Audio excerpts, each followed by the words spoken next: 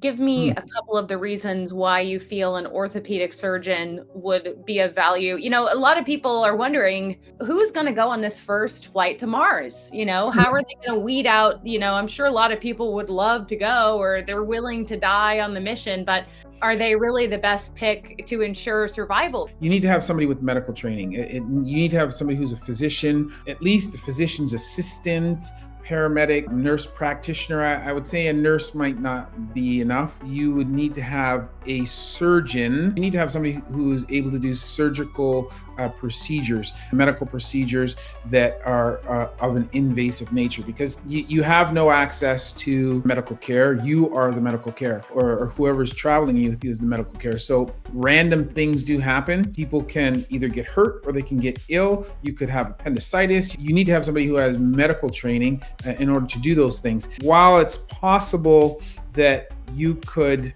have somebody who's not medically trained in all procedures do stuff by watching a video or receiving a transmission, they're not going to be able to do all things.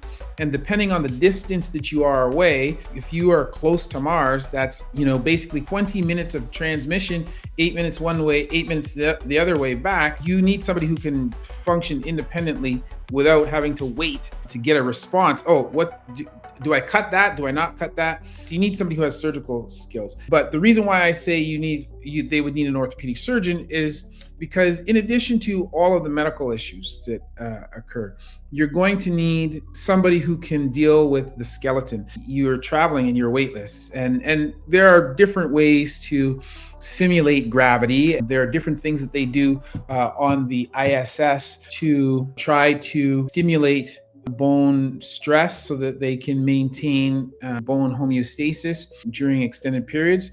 But really, you're going to have a lot of osteopenia, a lot of osteoporosis, bone softening, weakening, which is going to make people susceptible to fractures. When you've traveled now for 6 or 7 months, even if you've had simulated gravity, which is a fraction of what we're used to on Earth, your bones are going to be osteoporotic, osteopenic. And even if you have reduced gravity on Mars, you are still going to be susceptible to injury. And like you trip, you're going to break a leg. Most likely it's going to be somebody who is a general surgeon, because they can basically do all the internal procedures for soft tissue organs. And old school general surgeons could do some orthopedic surgery. They'll definitely need to have at least a rudimentary understanding of orthopedic surgical procedures and techniques.